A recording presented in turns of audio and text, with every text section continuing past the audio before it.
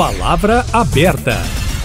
Estão em vigor as novas regras para quem precisa fazer empréstimo ou financiamento e vai dar como garantia a casa ou carro, por exemplo. O presidente Lula sancionou o novo marco legal das garantias. Agora, o mesmo bem pode ser usado como garantia em mais de um empréstimo. Antes, um imóvel de R$200 mil só poderia ser usado em um caso, mesmo a dívida tendo um valor menor. Com as mudanças, se o empréstimo é de 50 mil, os 150 mil restantes do valor da casa podem ser usados em outros pedidos. Além disso, a proposta que autorizava a tomada de veículos sem autorização judicial foi vetada. Para entender melhor as novas regras e suas consequências, eu, Kátia Pereira e Eustáquio Ramos, estamos recebendo agora no Palavra Aberta o especialista em finanças, Matheus Machado. Bem-vindo ao Palavra Aberta, obrigada pela presença. Muito obrigado, Kátia. Muito obrigado, Eustáquio. Prazer estar aqui. Prazer é nosso, professor. Pois é, na prática, como que isso vai funcionar e quais são os detalhes que a gente deve observar aí nessas operações, professor? Bom, na prática hoje, quando você tem um empréstimo, você está comprometido o seu bem. Então, por exemplo, eu fiz um empréstimo de 50 mil reais, mas eu possuo uma casa que custa 250 mil reais. Hoje, quando eu já dou aquela casa em garantia, eu não posso utilizar o mesmo bem para outro tipo de empréstimo, ainda que diga, mas eu fiz um empréstimo de 200 eu fiz um empréstimo de 50 e a casa vale 200. Em teoria, você poderia pensar, eu tenho um crédito de 150 para usar. É isso que muda. Agora você passa a poder usar esse excedente, esse valor sobrando. Então, agora, se eu já tenho 50 comprometido, eu posso pegar aquele valor que, em teoria, eu tenho disponível para fazer novos empréstimos, ou seja, para fazer novas dívidas. Inclusive mais de 2 empréstimos, se for o caso. Vamos continuar com o exemplo aí. A casa vale 200 mil, eu fiz um empréstimo de 50 mil, posso fazer mais 3? Você pode fazer mais empréstimos e você vai colocando ali aquele valor correspondente de cada empréstimo como uma cota garantia.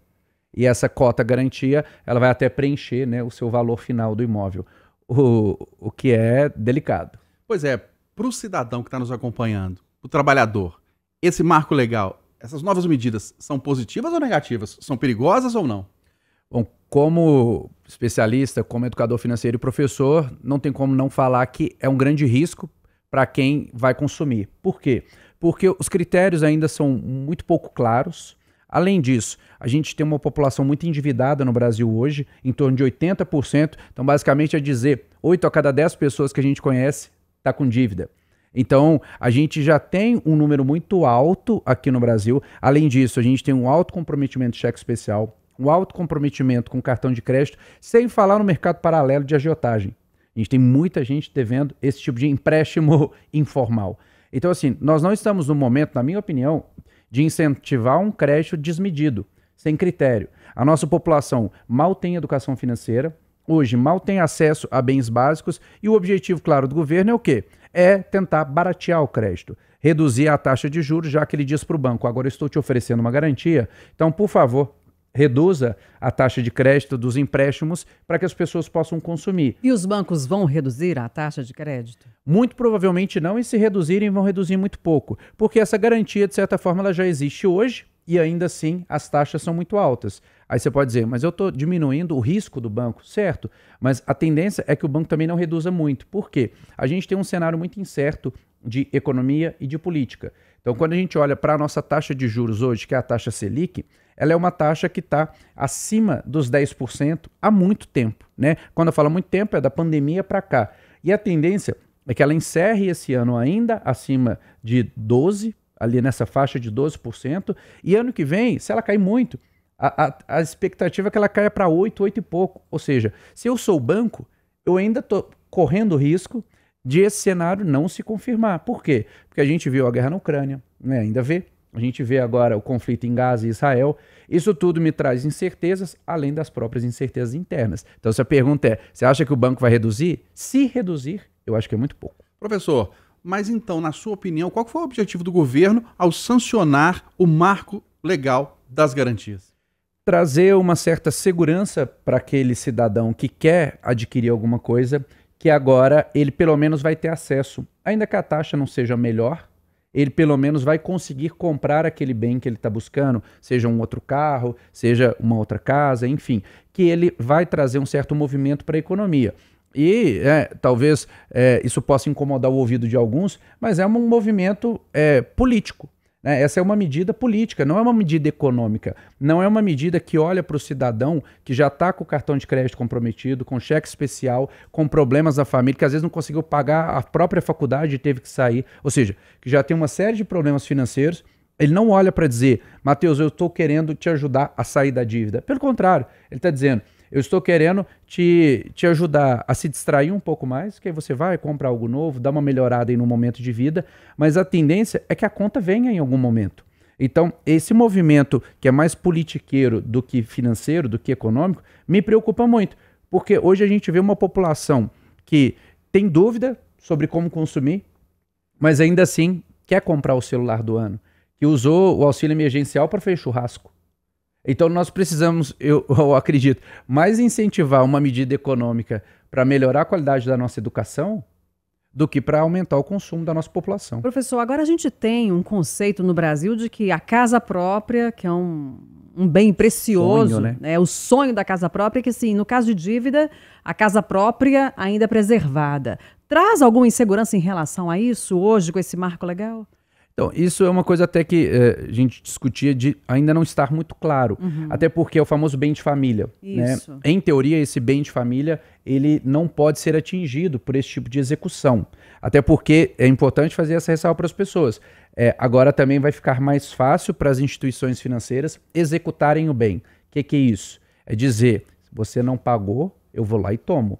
Então, mas isso é com a decisão do Supremo Tribunal Federal e não com o marco legal das garantias, né? Aquela tomada da casa isso, como bem, sem um processo judicial. Que não, por coincidência, é uma decisão recente e acompanha, né? Se a gente for olhar temporalmente, é bem contemporâneo aqui ao marco legal. Sim. Uma grande coincidência, claro. Não estou dizendo que uma coisa está atrelada à outra.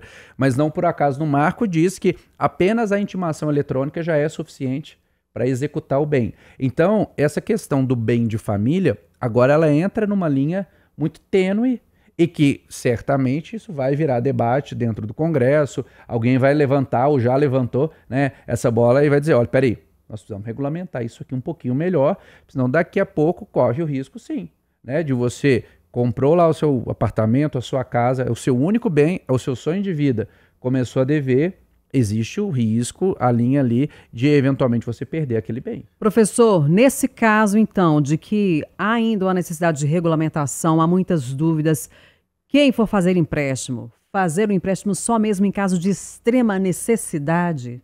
Olha, hoje em dia, se você pensar, a dívida, ela deveria ser planejada, por incrível que pareça. Então, por exemplo, se eu vou adquirir uma casa e eu não tenho condição de pagar de uma vez, eu deveria planejar para saber se o valor da parcela vai caber no meu orçamento. É claro que imprevistos acontecem. Qual que é o problema desse tipo de decisão? Quando eu vou lá e falo, eu vou lá e vou fazer um novo empréstimo. É que eu vou criando uma bola de neve na minha vida. Eu vou criando uma dívida atrás de outra dívida. E aí daqui a pouco vem o Natal, vem uma festividade, vem uma atividade, eu vou lá, me comprometo um pouco mais no cartão de crédito, pego um consignado pelo meu salário e perco o emprego. E no fim das contas, o que eu tenho? Tenho um grande problema nas mãos, eu não sei como pagar. E como que eu vou pagar aquela dívida que está lá me cutucando e incomodando a minha vida? Eu faço outro empréstimo. Como? Pegando aquela garantia que eu ainda posso usar a partir de agora do imóvel. Então, se você me perguntar, as pessoas deveriam aderir a isso só em casos de extrema necessidade de consciência. É preciso, sim, fazer uma análise muito bem feita antes de você dar espaço. E aí a pessoa pode pensar, porque você não sabe como é a minha vida. Olha, a maior parte da vida dos brasileiros é muito parecida. Né? Todos nós, ou a boa parte de nós, já passamos por situações de aperto, de dificuldade, e a gente sabe o que é estar nesse lugar. O ponto é, se você não compara a taxa, se você não reflete, inclusive se você não pensa, será que não é melhor eu desfazer de um bem que eu já possuo, colocar minha vida num lugar e depois começar um pouquinho mais devagar? Professor, o senhor está falando que corre-se o risco da pessoa perder a casa? Corre o risco de você perder o bem, de você, inclusive... sem emprego e sem casa. Exatamente. Por exemplo, né? Na pior das hipóteses. A situação é muito pior. Nós debatemos no Palavra Aberta Digital o marco legal das garantias, os pontos positivos e negativos, os riscos e benefícios. Recebemos o especialista em finanças, professor Matheus Machado. Professor, obrigado pela sua contribuição, um grande abraço. Obrigado você, Eustáquio, obrigado, Kátia, e fica a recomendação para você. faça as contas direitinho, organize a sua vida financeira para que você não precise sempre ficar recorrendo a empréstimo, financiamento e a sua vida flua de uma maneira muito melhor. Obrigada pela presença. Até a próxima.